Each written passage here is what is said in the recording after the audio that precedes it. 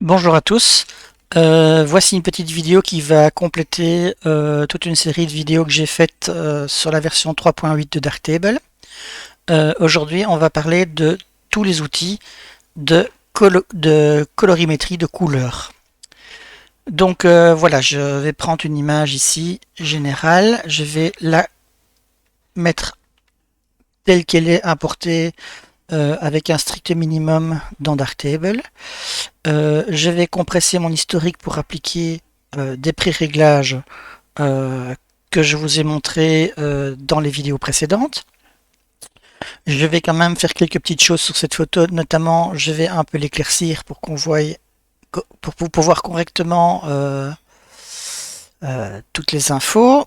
Je vais aussi la redresser, tant qu'à faire, ça me dérange qu'elle est pas droite. Voilà, hop. Et je vais aussi faire une contrainte en 16:9. Voilà. C'est très bien comme ça. Voilà. Alors, pour les outils de couleur, la première chose, c'est dans Filmic, puisque nous travaillons dans Filmic. Ici, nous avons deux onglets dans Look, qui est Balance, ombre et haute lumière, et Saturation des tons moyens. Saturation des tons moyens, c'est la saturation générale. Donc on voit que ça devient très vite caricatural, mais c'est très efficace pour augmenter la saturation générale. Balance, ombre et haute lumière, en fait quand vous restez sur l'onglet, ça vous explique plus ou moins ce que ça fait, mais c'est surtout que ça empêche des sursaturations dans les zones de haute lumière. Et donc si vous regardez bien, vous voyez, on désature de manière générale, et donc c'est assez intéressant sur certains types d'images. Je vais prendre une autre image qui sera plus parlante pour ça. Alors, voilà, ici. Je prends original. Je vais déjà faire 2-3 réglages pour que l'on voit bien. Voilà. Donc je fais très très vite. Hein, mais donc maintenant je retourne dans Filmic. Et donc vous voyez que dans Look, si je mets tout ça à 0, si je sature, vous voyez une sursaturation de certaines zones. Et donc je peux les réduire. Vous voyez, je réduis la douceur de la saturation dans les hautes lumières, alors qu'elle reste dans les ombres. Je ne sais pas si vous voyez, mais la saturation n'a pas changé dans les zones d'ombre, alors qu'elle a changé dans les zones claires. Donc voilà, ça c'est une première approche de la saturation. Je vais retourner à mon image de base que j'avais pris pour la saturation, parce qu'il y a beaucoup de couleurs sur cette photo-ci, donc c'est parfait pour expliquer les outils de couleur. Alors moi j'ai mis tous mes outils de couleur dans un onglet couleur. Donc il y a coloriser, zone de couleur, 3D lutte, balance couleur RVB, table de correspondance, couleur et filtre dégradé, parce que j'utilise aussi pour colorer avec des dégradés. On va commencer par le premier qui est zone de couleur. Je vais le remettre à 0. Voilà. Il est divisé en 3 onglets, clarté, saturation et teinte. Et donc vous voyez ici un arc-en-ciel qui en fait représente toutes les couleurs possibles de votre image et l'histogramme des endroits où se trouvent les couleurs. Donc on voit très très bien que le bleu est dominant sur cette photo. Hein, donc si je viens avec ma pipette et que je vais ici, vous voyez que ça se trouve à cet endroit-là sur la gamme de couleurs. Si je vais sur le rouge, vous voyez que c'est cette partie-ci qu'il faudra modifier pour changer ces couleurs-ci.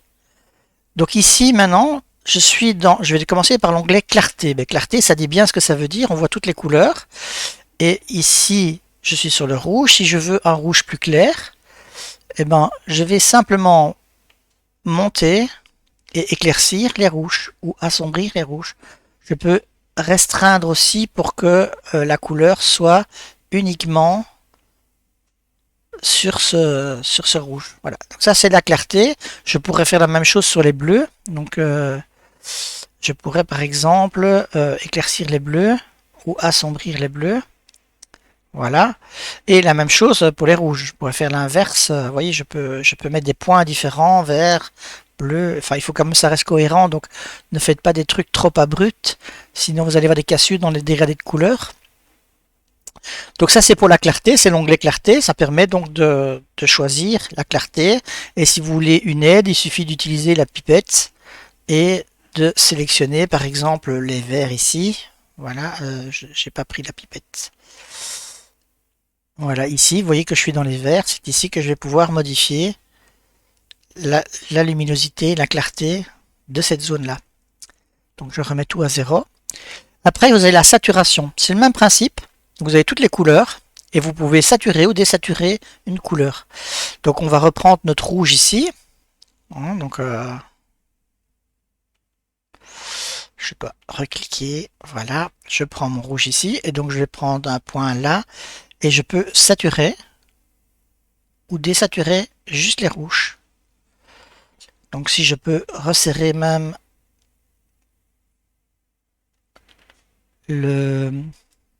la correction et vous voyez que je ne désature que les rouges. Je pourrais même saturer par exemple les bleus. Voilà. Donc je reviens à 0. Même chose pour les bleus. Vous pouvez saturer les bleus ou désaturer les bleus et vous gardez les autres couleurs. Et puis alors vous avez l'onglet teinte. C'est toujours le même principe. Vous avez toutes les couleurs et vous pouvez modifier la teinte. Donc on va reprendre l'exemple de notre rouge.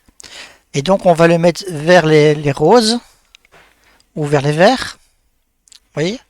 Et là, toujours la même chose, vous pouvez resserrer pour ne toucher vraiment que cette teinte-là.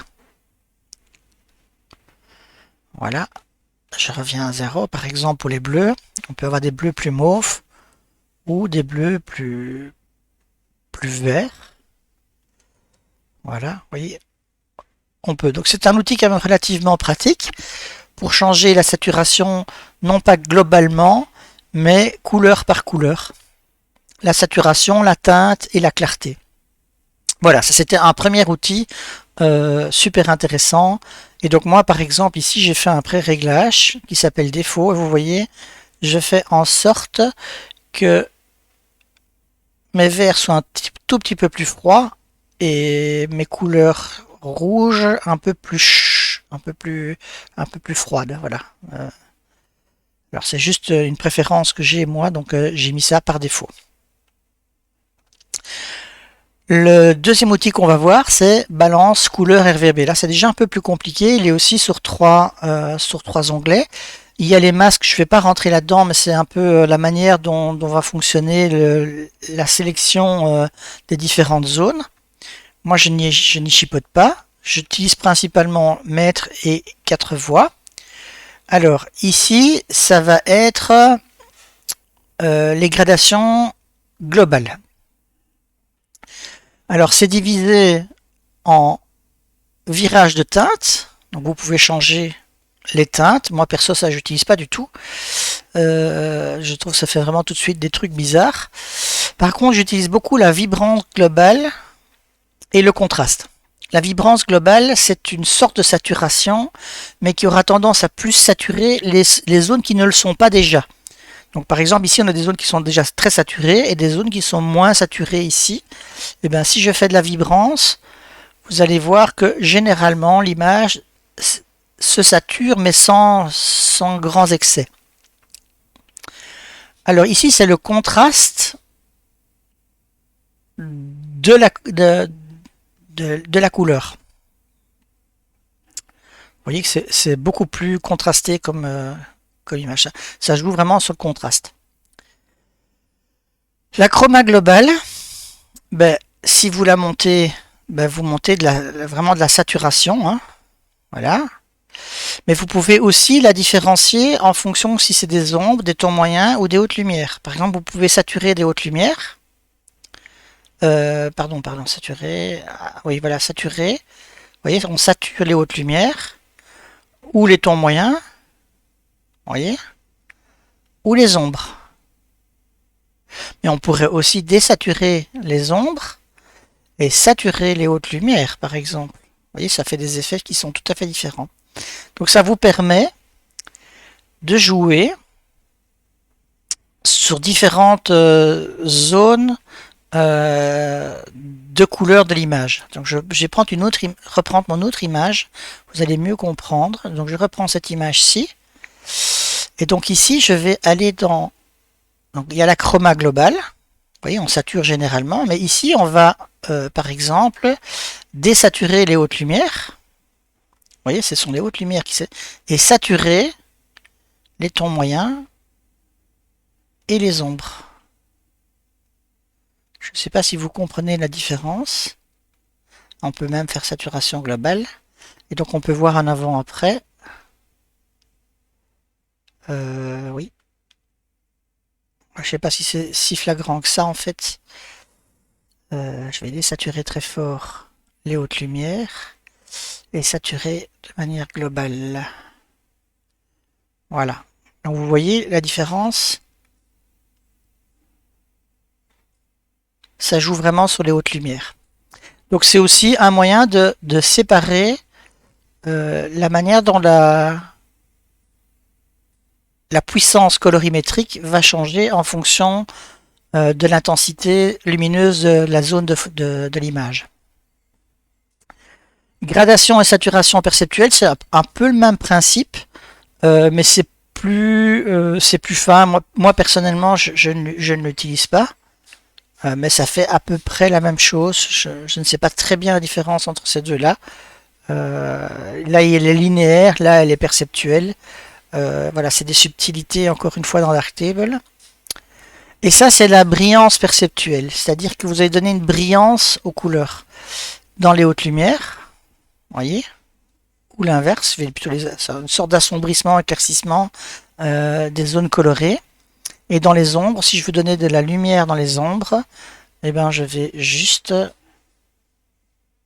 augmenter la brillance perceptuelle dans les ombres. Voilà. Je reviens sur mon autre image. On va refaire la même chose. Hein. Donc on a dans la saturation linéaire, je peux saturer les ombres, désaturer les ombres. Je peux saturer ou désaturer les hautes lumières et les tons moyens. Voilà. Ça, c'est pour le premier onglet. Le deuxième onglet est un peu différent. Donc ça va être la luminance globale. Vous voyez, la luminance des couleurs. Hein. On parle bien des couleurs, hein, toujours. Les ombres, juste les ombres, les hautes lumières et la puissance générale de l'image. Mais vous voyez qu'en dessous de chacun de ces onglets, nous avons une barre chromatique et un onglet chroma. Alors c'est assez intéressant pour donner une teinte à certaines zones. Je vais essayer de trouver une image qui va être plus parlante.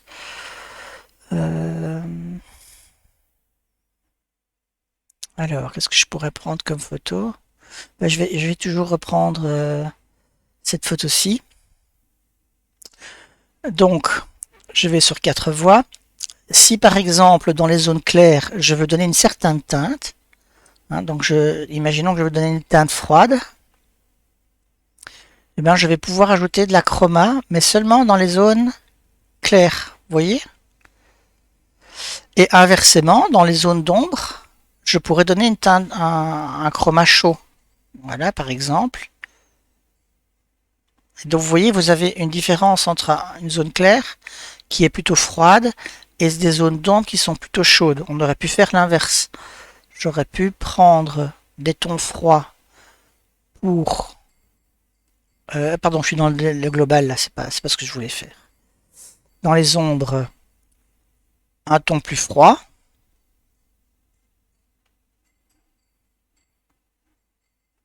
Et dans les hautes lumières, un ton plus chaud. Vous voyez, ça donne tout de suite donc un autre résultat. Et de manière générale, on peut aussi donner une teinte de manière tout à fait générale. Donc je vais ramener tout ça à 0. Et d'une manière générale, je pourrais donner par exemple une teinte plus bleutée à mon image. Vous voyez? Voilà. Ça c'est ce en tout cas ou comment j'utilise moi personnellement la balance couleur RGB. Alors bien entendu, vous pouvez faire des masques, vous pouvez faire des modes de fusion, etc. comme dans tous les modules de Darktable. Donc par exemple mettre des modes de fusion différents, des masques dessinés, dégradés, avec adoucissement, raffinement du masque ou contraste du masque. Ça c'était pour la balance couleur RGB. Il y a un autre outil qui est assez intéressant, donc on va retourner à notre image ici, qui est la table de correspondance des couleurs. Alors, vous voyez tous les petits carrés de couleurs, et vous pouvez changer chaque couleur correspondante. Par exemple, je vais avec la pipette dans mon ciel bleu, on voit qu'elle est prise dans ce carré-ci. Donc je vais cliquer sur ce carré-ci, et je vais pouvoir changer la teinte, vous voyez.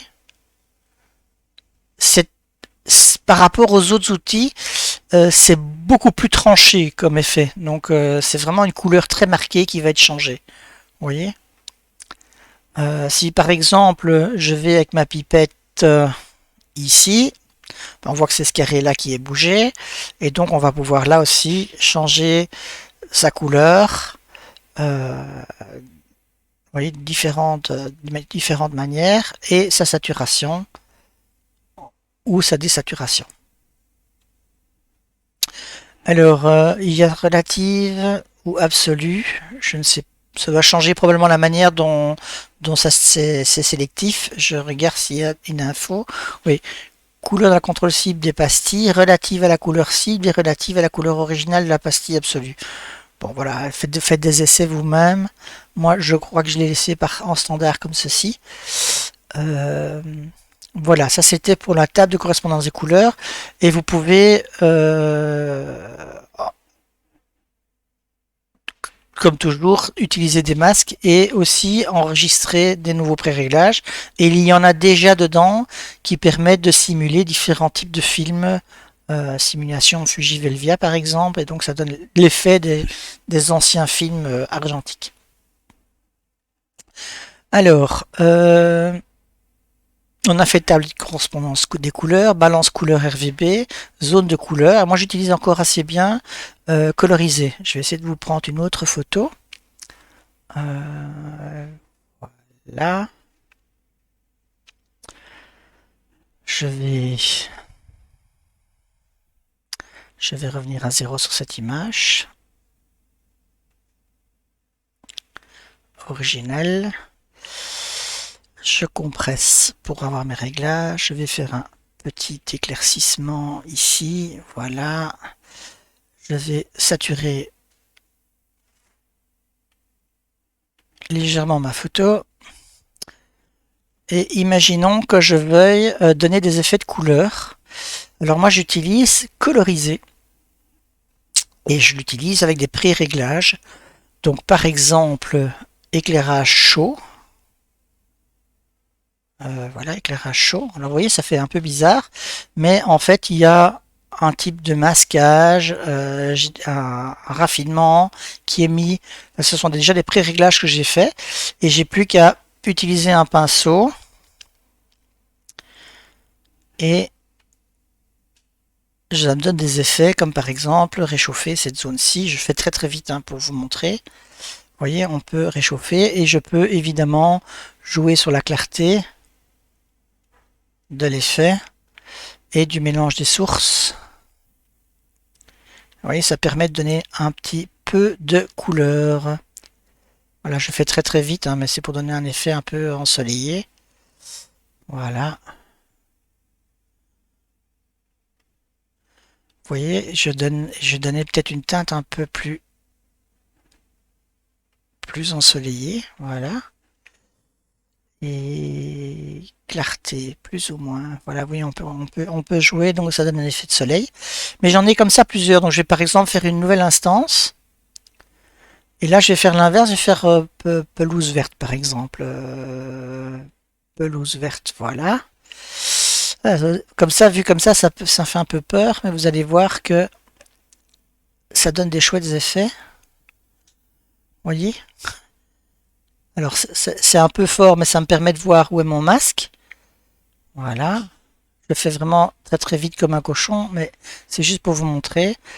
Et puis après, il suffira de jouer sur l'opacité.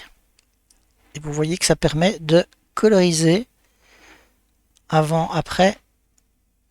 Et je vais prendre l'autre couleur, coloriser avant, après. Et puis on pourrait encore faire une troisième, nouvelle instance.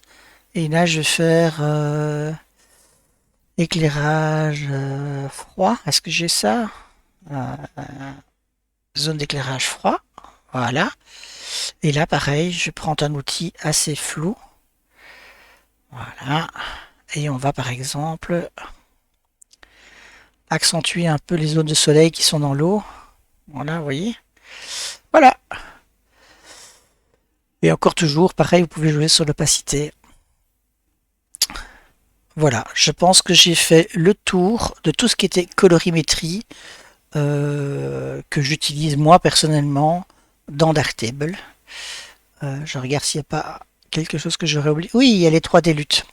Alors les 3D luttes, ce sont des fichiers que l'on télécharge, qui sont des fichiers luttes, qui sont des simulations de type de film ou d'effets ou de rendu que l'on peut télécharger sur le web. Alors vous pouvez télécharger ça. Alors attendez, j'ai mis ça dans Darktable et ça doit se trouver FreeLut. Voilà. Donc si vous faites un arrêt sur image dans la vidéo, vous allez voir on1.com FreeLut et vous avez différents paquets à télécharger. Donc chacun est toute une série de pré-réglages que vous pouvez mettre dans un dossier. Et dans Darktable, allez ici dans les préférences. Je crois que c'est dans Général, non. Traitement, oui, dans Traitement, Répertoire 3D Lutte Racine. Et bien, tous les 3D Lutte que vous avez téléchargés, vous les déposez dans un dossier et ici, vous déterminez où est ce dossier. Donc ça permet à Darktable d'avoir accès à ces 3D luttes. Et puis après, une fois que vous avez vos 3D luttes, ici, donc vous allez chercher les 3D luttes, et puis vous avez ici tous vos 3D luttes qui sont ici. Par exemple, Landscape, je ne sais pas ce que c'est, hein, ça j'en prends un, voilà. Et vous voyez, ça donne un rendu particulier. Je pense même qu'on peut, voilà, suivre. Donc chaque fois que vous choisissez un différent, vous voyez les différents rendus qui sont enregistrés sur. Donc c'est souvent des types vieux films. Voilà. Vous voyez que j'en ai toute une série. Moi j'ai pris que certains, parce qu'il y en a vraiment beaucoup. J'utilise peu, en fait, j'utilise principalement pour les noirs et blancs. Il y a certains rendus noirs et blancs que j'aime assez bien. Comme ici par exemple, vous voyez, ça donne assez bien. Voilà. Donc voilà, c'est tous les outils que moi personnellement j'utilise pour gérer les couleurs dans Darktable. Eh bien, bon travail sur Darktable. À bientôt.